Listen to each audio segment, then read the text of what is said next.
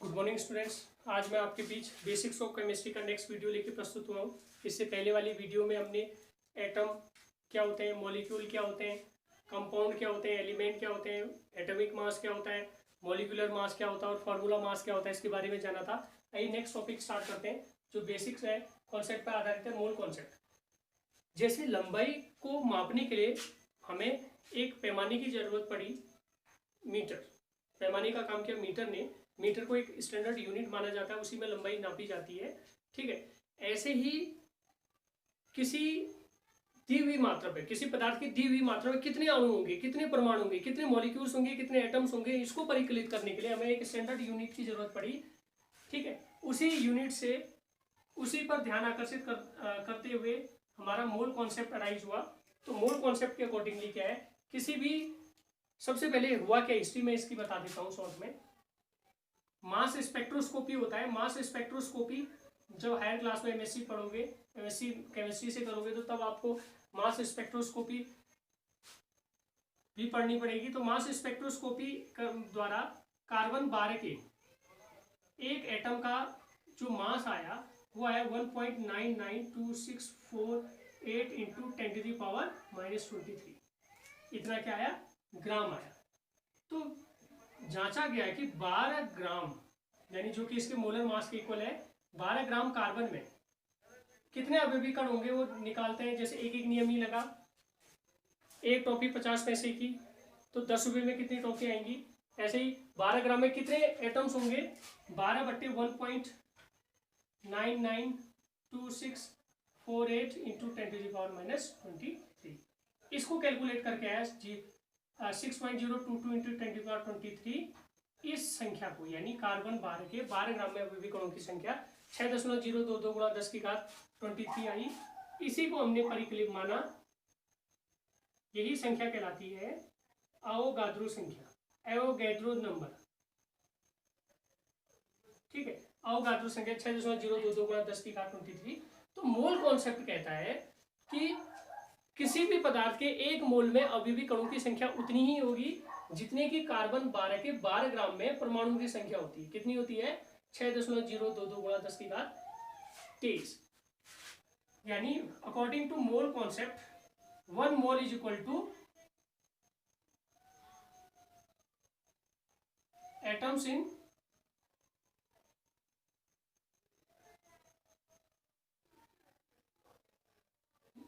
12 gram of C12। किसी भी पदार्थ के एक मोल में, किसी भी पदार्थ के एक मोल में एटम की संख्या, किसी भी पदार्थ के एक मोल में उतने ही एटम होंगे जितने एटम की कार्बन 12 के 12 ग्राम में, बराबर 6.022 इंटू 10⁻23। किसी भी मैटर के एक मोल में अवयवी कणों की संख्या उतनी ही होगी जितने की कार्बन 12 के 12 ग्राम होंगे, यानी 6.022 गुणा 10⁻23, यानी अवोगैड्रो नंबर। तो ये कॉन्सेप्ट कहता है कि mole is the amount of substance, 1 mole is the amount of a substance in which the number of particles are same as there are atoms present in 12 gram of C12। Carbon 12 के 12 ग्राम में जितने atoms होंगे उतने ही किसी भी तत्व ना, किसी भी मैटर के, किसी भी पदार्थ के एक मोल में अवयवी कणों की संख्या होगी। तो इसको हम ऐसे भी समझ सकते हैं कि 1 mole in case of element, element के केस में क्या होगा, एटम होंगे। In case of compound, compound के केस में क्या होगा, मॉलिक्यूल होंगे। In case of ionic compound, इसके केस में क्या होगा, आयंस होंगे। तो किसी भी पदार्थ के एक मोल में अवयवी कणों की संख्या, एलिमेंट के केस में अवयवी कण एटम होंगे, इनकी संख्या कितनी होगी, 6.022 इंटू 10⁻23। मॉलिक्यूल्स की संख्या भी कितनी होगी, 6.02 इंटू 10⁻23। आयंस की संख्या भी कितनी होगी, आयनिक कंपाउंड के केस में 6.022 इंटू 10⁻23। तो कहने का मतलब हुआ कि किसी भी यौगिक के, किसी भी पदार्थ के, किसी भी तत्व के किसी भी आयन के या किसी भी आयनिक यौगिक के 1 मोल में अभी भी कण की संख्या निश्चित होगी, जिसे जो कि कितनी होगी 6.022 गुणा 10 की घात 23।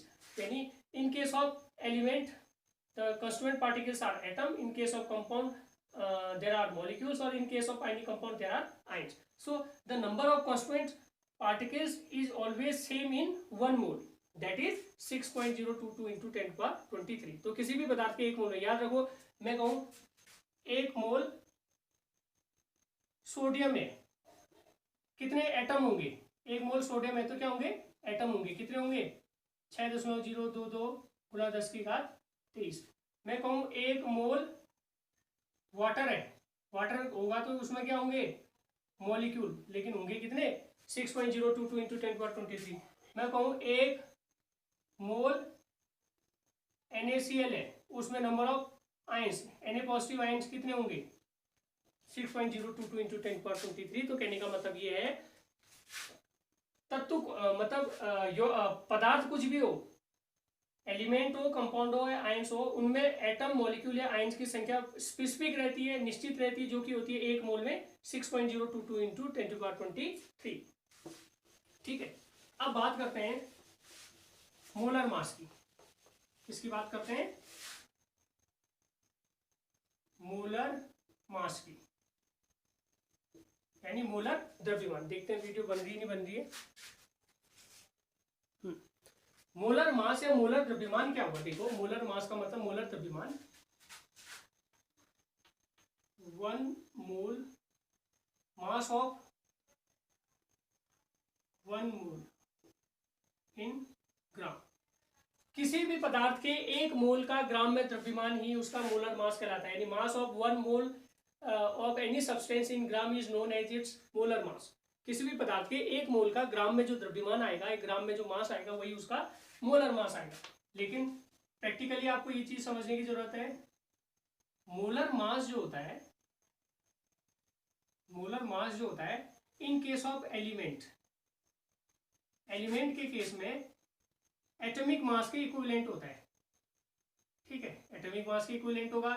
इन केस ऑफ कंपाउंड, कंपाउंड के केस में किसके इक्विवेलेंट होगा, मॉलिक्यूलर मास के इक्विवेलेंट होगा। और इन केस ऑफ आयनिक कंपाउंड वो किसके इक्विवेलेंट होगा, फॉर्मूला मास के, फॉर्मूला मास। ठीक है, यानी numeric values of atomic mass and molecular mass and formula mass is equal to the molar mass. However, these all masses are calculated in units and this is molar mass in gram। यानी ये तो units में होंगे और ये ग्राम में होगा, लेकिन नंबरिक वैल्यू सेम होगी। तो याद रख लेना, एलिमेंट, कंपाउंड और आयनिक कंपाउंड के केस में, एलिमेंट के केस में एटॉमिक मास के बराबर होगा मोलर मास, कंपाउंड के केस में मॉलिक्यूलर मास के बराबर होगा, और आयनिक कंपाउंड के केस में फॉर्मूला मास के बराबर होगा। आइए एग्जांपल से देखते हैं। मैं कहता हूं सोडियम का मोलर मास कितना होगा, सोडियम के एटॉमिक मास के बराबर। एक चीज याद रख ले रहा हूं, इससे पहले वाले वीडियो में भी मैंने बताया था कुछ एलिमेंट के एटॉमिक मास, अभी भी बता देना। हाइड्रोजन का 1, कार्बन का 12, nitrogen 14, oxygen 16, sodium 23, magnesium 24, aluminium 27, magnesium 24, then phosphorus 31, sulphur 32, sulphur then chlorine. ये कॉमनली यानी जो कॉमन एलिमेंट्स हैं, यानी एटॉमिक मास है कॉमन एलिमेंट्स का, यानी ये ही ज्यादातर कंपाउंड वो करते हैं, कंपाउंड फॉर्म करते हैं। के general elements form major compound, बहुत ज़्यादा कंपाउंड फॉर्म करते हैं। ज़्यादातर आपको यही देखने को मिलेंगे कंपाउंड में, इजिली दे फॉर्म कंपाउंड। तो इनका तो एटॉमिक मास आपको याद होना ही चाहिए। तो सोडियम का मोलर मास उसके एटॉमिक मास के बराबर कितना होता है, देखो 23 यूनिट होता है, तो 23 ग्राम। मैं कहूँगा एल्यूमिनियम का मोलर मास कितना होगा, उसके एटॉमिक मास के बराबर 27 ग्राम। मैं कहूँगा CO2 का मोलर मास कितना होगा, CO2 का मोलर मास, कंपाउंड है तो मॉलिक्यूलर मास होगा C + O2 = C का 12, O2 का 32 बराबर 44 आ गया। ये वाटर के केस में कितना आएगा, वाटर का भी मॉलिक्यूलर, क्योंकि कंपाउंड है तो मॉलिक्यूलर मास आएगा। कंपाउंड आर दो substances which are made up of atoms of 2 or more elements, 2 या 2 से अधिक तत्वों के एलिमेंट से एटम से मिलके बने होंगे। H2O 2 + 16 कितना आ गया 18। ऐसे ही एक आयनिक कंपाउंड ले लेते हैं NaCl। फॉर्मूला मास और मोलर मॉलिक्यूलर मास एक ही जैसा होता है, लेकिन जनरल कंपाउंड के केस में हम मॉलिक्यूलर मास कहेंगे, आयनिक कंपाउंड के केस में फॉर्मूला मास कहेंगे। कितना आएगा, सोडियम का 23 होता है, क्लोरीन का 35.5 होता है, बराबर 36.5। ठीक है, तो ये तो मॉलिक्यूलर मास हो गए। तो मोलर मास याद रख लेना, molar mass is equivalent to atomic mass, molecular mass and formula mass in case of elements, component, ionic compound.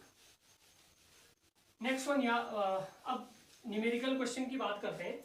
एक फॉर्मूला याद रख लेना, mole is equal to mass by molar mass. Mole is equal to mass by molar mass, यानी मोलों की संख्या बराबर द्रव्यमान बट्टे मोलर द्रव्यमान होता है। इसी फॉर्मूले को आधार बनाकर हम कह सकते हैं द्रव्यमान निकालना होगा तो द्रव्यमान बराबर क्या होगा, मोल गुणा मोलर मास, या मोलर मास यहाँ चले जाएगा तो मोल नीचे चले आएगा। इसी फॉर्मूले से हम विभिन्न प्रकार के सूत्र बना सकते हैं और जैसा क्वेश्चन में पूछा गया उसको कैलकुलेट कर सकते हैं। आइए अब नेक्स्ट एक क्वेश्चन स्टार्ट करते हैं। Number of molecule in 22 gram 22 gram of CO2। You have to find out the number of molecules in 22 gram of CO2, यानी 22 ग्राम CO2 में कितने मॉलिक्यूल्स होंगे। याद रख लेना, अवयवी कण यानी परमाणु, अणु या आयन निकालने के लिए जहाँ पे भी क्वेश्चन आते हैं वहाँ पे याद रख लेना, हमें सबसे पहले मोल निकालना पड़ता है। मोल निकालेंगे क्योंकि हमें पता है एक मोल में अवयवी कण 6.022 × 10⁻23 होते हैं, तो जितने भी मोल होंगे उसमें अवयवी कण निकल सकते हैं। तो we have to find out the number of molecules in 22 gram of CO2। Mass दे रखा है हमें कितना, मास बराबर कितना दे रखा है 22 ग्राम। मोलर मास दिया नहीं होगा लेकिन निकाल सकते हैं, ये तो याद ही रखना है, इनको याद रख लेना। मोलर मास बराबर CO2 का मोलर मास कितना होगा 12 × 16 × 32 बराबर 44 ग्राम। सो नंबर ऑफ मोल बराबर कितने होंगे, मोल बराबर मास बाई मोलर मास होता है, मास बाई मोलर मास बराबर कितना आ गया 0.5। वी नो दैट इन 1 मोल, एक मोल CO2 में अवयवी कण अवोगाद्रो संख्या के बराबर होंगे 6.022 × 10⁻23। इसलिए एक मोल में इतने होंगे तो 0.5 मोल में कितने होंगे, 0.5 मोल में 0.5 से गुणा कर दो। एक नियम वाली क्या कहते हैं फॉर्मूला लगा दो, तो गणितीय रूप हो गया। अब केमिस्ट्री ने रह के गणित आ गई 3.011 × 10⁻23। ठीक है, तो फंडामेंटल पार्टिकल्स कंपाउंड होगा तो मॉलिक्यूल होंगे, अगर यहाँ पे कोई एलिमेंट होता तो एटम हो जाते। ठीक है, तो ये तो हो गया। यू हैव टू कैसे हम नंबर ऑफ मॉलिक्यूल्स या एटम भी निकाल सकते हैं। अगर यहाँ माना यहाँ पे दिया होता 46 ग्राम सोडियम में, ठीक है, ये क्वेश्चन और कर लेते हैं। 26 ग्राम ऑफ Na में एटम निकालो। 26 ग्राम ऑफ Na में एटम्स का नंबर कितना होगा, we have to calculate at first mole. Mole निकालेंगे, मोल बराबर क्या होता है मास कितना 46 बाई मोलर मास कितना 23। नंबर ऑफ मोल कितने आ गए 2 मोल आ गए। 46 ग्राम Na बराबर 2 मोल Na, 2 मोल। अब हमें पता है 1 मोल Na में कितना होता है 6.022 गुणा 10⁻23, तो 2 मोल है तो कितने हो जाएंगे 2 × 6.022 × 10⁻23 इज इक्वल टू कितना हो गया 12 12.044 गुणा 10⁻23। ठीक है, एक क्वेश्चन मैं केवल एग्जांपल बता रहा हूं, बाकी आप अपने बुक से इन क्वेश्चनों को कर सकते हैं। अब दूसरा क्वेश्चन इसी से रिलेटेड, मास से रिलेटेड आता है। You have to calculate the mass of 0.5 mole of H2O। H2O के 0.5 मोल का तुम्हें मास निकालना है। हमें पता है मास बराबर मोल इंटू मोलर मास होता है, मास बराबर मोल इंटू मोलर मास होता है। तो मास निकालना है तो मोल कितने हैं 0.5 इंटू H2O का मोलर मास कितना होगा 2 हाइड्रोजन प्लस 1 ऑक्सीजन बराबर 18। तो 0.5 इंटू 18 बराबर 18 पंचे 90, यानी 9 ग्राम हो गया। ठीक है, ऐसे ही आपको mass of 54 gram of aluminium निकालना है। एल्यूमिनियम के 54 ग्राम का मास निकालना है। कितना होगा, सॉरी, आपने निकालना है 0.2 मोल ऑफ सी। कैल्शियम की 0.2 मोल का मास निकालना है। हमें पता है मोल मास बराबर क्या होता है, मास बराबर मोल इंटू मोलर मास। मास बराबर मोल कितने हैं, 0.2। मोलर मास कितना होगा कैल्शियम का, मोलर मास देखो, क्योंकि एलिमेंट है तो एटॉमिक मास के इक्विवेलेंट होगा, 40 के बराबर होगा। 40 दूनी यानी कितना आ जाएगा, 8 ग्राम। कितना आ जाएगा, 8 ग्राम। तो कहने का मतलब ये है कि इस एक फॉर्मूला वही वाला याद रख लेना, mole is equal to mass by molar mass. इससे रिलेटेड सभी क्वेश्चन आप लोग कर सकते हैं। याद रखना फंडामेंटल पार्टिकल्स, एटम, मॉलिक्यूल या आयंस निकालने के लिए आपको नंबर ऑफ मोल्स पहले निकालने पड़ेंगे। उसी के अकॉर्डिंगली फिर हम मोल कॉन्सेप्ट को आधार बनाते हुए, बेस मानते हुए हम फंडामेंटल पार्टिकल्स निकाल लेते हैं। तो ये तो आज की वीडियो में मैंने पहले बताया मोल कॉन्सेप्ट यानी एवोगैड्रो नंबर, यानी एक मोल में अभी भी कणों की संख्या किसी भी कंपाउंड के या किसी भी मैटर के एक मोल में फंडामेंटल पार्टिकल सेम होते हैं, जो होते हैं एवोगैड्रो नंबर के इक्वल 6.022 इंटू 10⁻23।